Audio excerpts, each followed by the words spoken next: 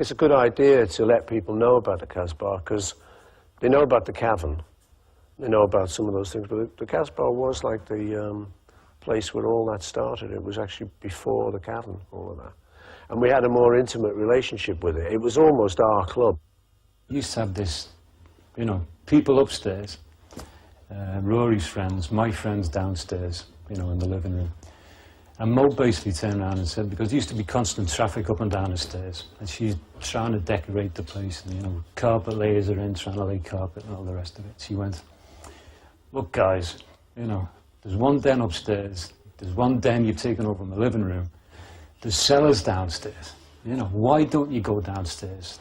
Do what you want, you know, lose yourself, make as much noise as you want down there, and just get on with it. Mo again. Come with me to the Casbah. She got the idea from an old Charles Boyer film called Algiers, in which there was a scene where they actually say, come with me to the Casbah. And that stuck in Mo's mind, and from then on it was, come with me to the Casbah. And consequently, as this work was going on, you know, more people were knocking at the door, and the membership was starting to grow a little bit, till the fateful day. You know, August the 29th, 1959, and the doors opened to the Casbah, and it was a fantastic night. We billed as the Quarrymen, and just, like, we got together, and I think Mo said, oh, have you got a name for the group? And John said, well, I used to have a band called the Quarrymen, like, you know, use that name if you like. I wasn't worried, because we were just glad we got a band, you know, for Mo.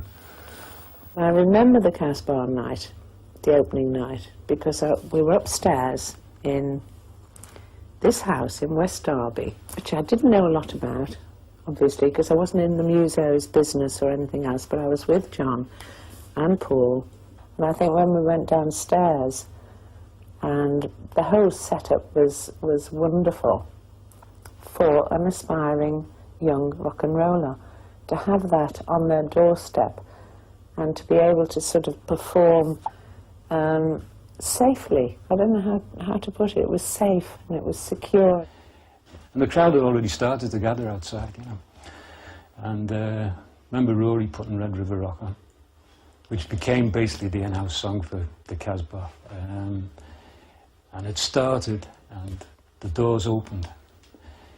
I mean, it was me, John, George, and Ken, yeah, of course, Apple Blossom time. Well, who was drumming then? There wasn't a drummer. That was it, because that would fit in, because we used to show up at gigs, those early gigs, and the promoter would say, where's your drummer? We'd say, the rhythm's in the guitars. And just hold your nerve while he just panicked a bit. Just hope he bought it, you know. So that would have been in that stage, yeah, the rhythm was in the guitars. I remember the first group I saw there, which they weren't really a group at the time, right, were the Beatles, but it was like John and Paul and some guy called Ken Brown, I think, maybe George. I know Lennon was sitting there as well. So we opened with that, you know, and they came up, you know, and by the time we got on the stage, you know, up here, like, we want the Quarrymen, we want the Quarrymen, you know. And that was like the prelude to it all, really. You know, getting to know each other, getting the vibe of a club, just getting the feel of all of that. It's our gentleman's club. You know, we didn't go to Boodles, we went to the Casbah.